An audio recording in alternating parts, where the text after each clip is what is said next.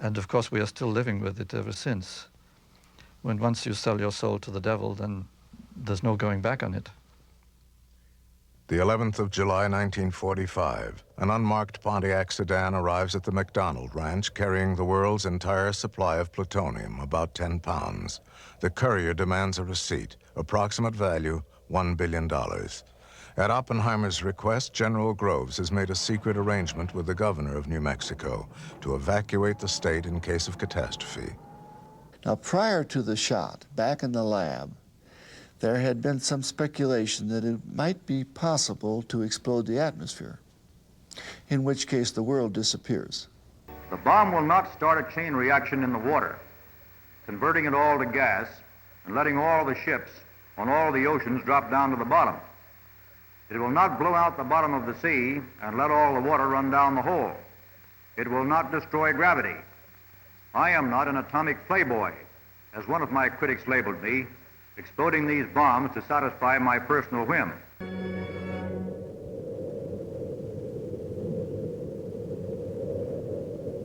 The betting pool cost $1.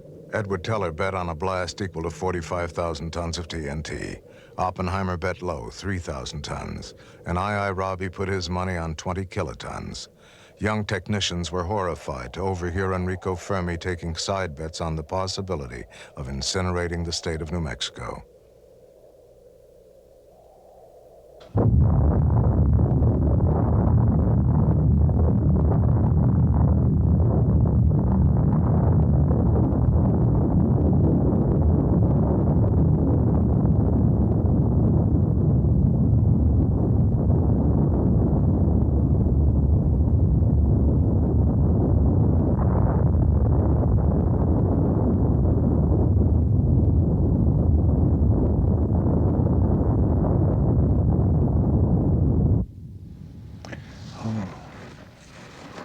At the time it went off, it was, I think, absolutely, it wasn't, I knew sort of what would happen, but I didn't expect the heat from the flash at 5 miles away to be nearly that intense. And then there was a cloud, sort of the radioactive cloud went and sort of hovered there.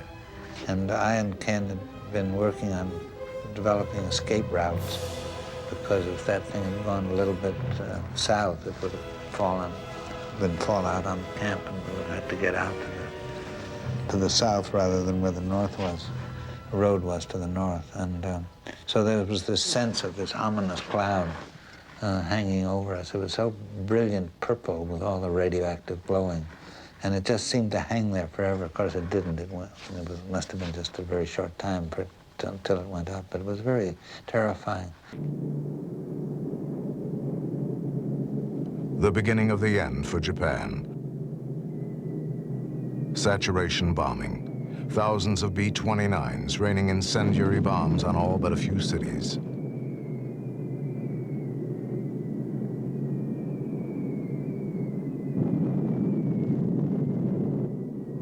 Harry Truman, who has assumed the presidency after Roosevelt's death in early '45, calls for total surrender. Our demand has been, and it remains, unconditional surrender. Japan was in ruins, most of her major cities destroyed, reduced to rubble.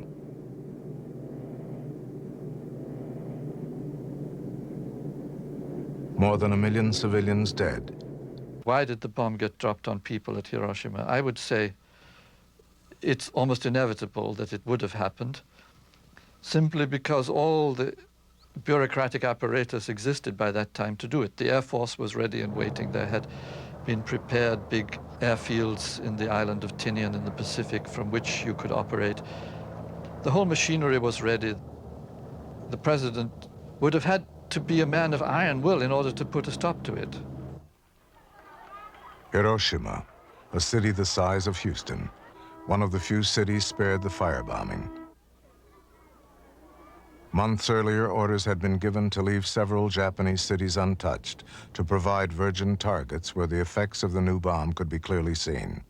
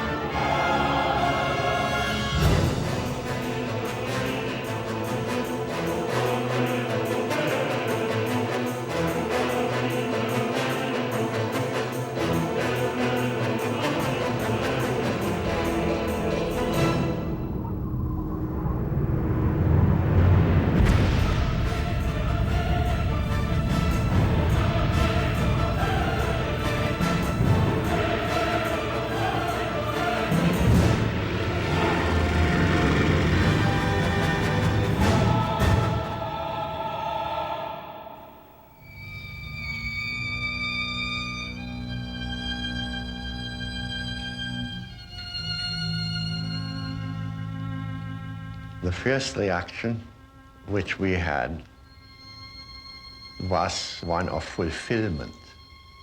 Now it has been done. Now the work that we have been engaged in for so many years has contributed to the war. The second reaction was, of course, one of shock and horror. What have we done? What have we done? And the third reaction, it shouldn't be done again. You were very depressed. I came back from San Francisco and found you very depressed. In opposition to your euphoria when the war, at VE Day, when we had that very nice party and you started throwing the garbage cans around, you were very depressed, and we didn't have a party. I think there was a party. I don't even know if we went. Were you depressed? Yes. Oh, yes, I remember being just ill with just sick. Sick with at the point that I thought it would be, vomit. I was so overwhelmed when it happened that thing had happened. Still am. It did bring home to one how powerful this is.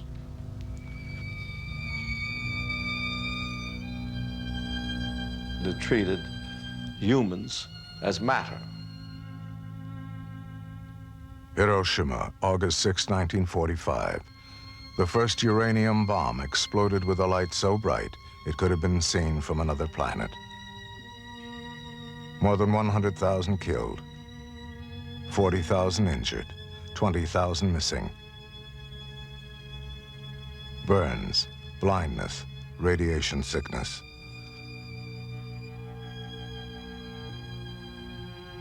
It took only 9 seconds.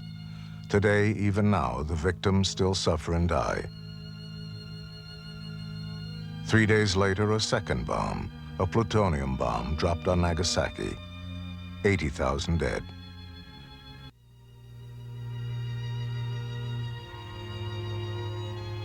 After this was all over, about 2 years later, Oppenheimer gave a talk, I think, at MIT. It was then afterwards republished and quoted all over the world and became one of his most famous utterances. And it said, roughly, the physicists have known sin, and this is a knowledge which they cannot lose.